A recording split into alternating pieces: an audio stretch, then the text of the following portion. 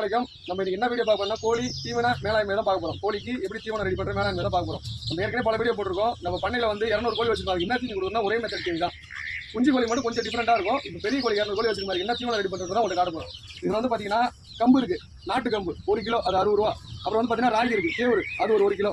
அடுத்து வந்து பாத்தீங்கன்னா குண்டு கம்பு, மொட்டை கம்புன்னு அதுல ஒரு 4 கிலோ இருக்கு. அதுக்கப்புறம் பாத்தீங்கன்னா கோழி தீவனம் எஸ்கேஎம் கோழி தீவனம் 4 கிலோ இருக்கு. பாருங்க, எல்லாத்தையும் மொத்தமாக போட்டு மிக்ஸ் பண்ணி கண்டுட்டான்.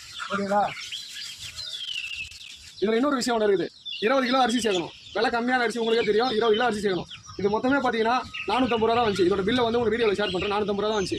அரிசி எல்லாம் சேர்த்தனே ஒரு 500 ரூபா தான் வரும். 200 கோழிக்கு 10 நாளைக்கு நமக்கு 500 ரூபா தான் செலவே ஆகுது. 10 நாளைக்கு இந்த தீனி ஃபுல்லாகவே வரும்.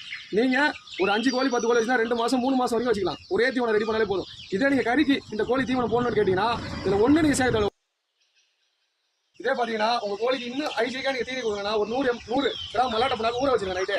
அந்த தண்ணி எடுத்து இது நம்ம எவ்வளவு தீவனம் கோழிகளுக்கு ஒரு 5 கோழி வச்சிங்கன்னா 10 கோழி வச்சிக்கலாம், ஒரு 20 கோழி வச்சிக்கலாம். எவ்வளவு தீவனம் தேவை ஒரு தீவனத்தை போட்டு டப்பால அந்த தண்ணி ஊற்றி நல்லா ஊற வச்சு ஒரு 1 மணி நேரம் ஊற வச்சிருங்க. கரெக்டாக எவ்வளவு தண்ணி அது ஊறணுமோ ஒரு கிலோ தீவனத்துக்கு வந்து ஒரு 1/4 லிட்டர் தண்ணி போட போதும். நல்லா போட்டு ஊற வச்சு 1 மணி நேரம் கழிச்சு அது கோழி போடுங்க. என்ன ரிசல்ட் வருது நீங்களே பாருங்க. நம்ம பண்ணையில இப்பதான் இயற்கை சார்ந்த தீவனம் கொடுங்க பாருங்க.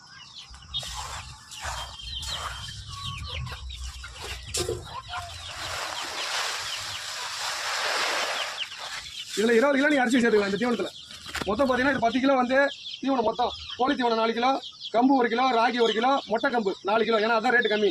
அதுக்கப்புறம் பார்த்தீங்கன்னா 20 கிலோ அரிசி மொத்தம் 30 கிலோ தீவனம் ரெடி உங்களுக்கு. நீங்கள் 2 மாதத்துக்கு 3 மாதம் கூட வச்சு போடலாம்.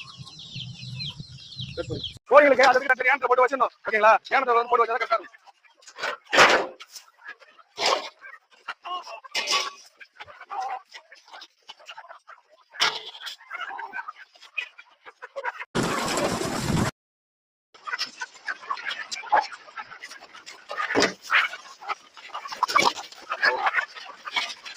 உங்களுக்கு தீனி எப்படி மிக்ஸ் பண்றது, அது எப்படி வாங்குறது, அதோட மெஷர்மெண்ட் என்னன்னு ஃபுல்லாவே உங்களுக்கு காட்டிட்டோம். ஓகேங்களா? இதுல என்ன சந்தேகம் இருந்தா கமெண்ட் செக்ஷன்ல கேளுங்க.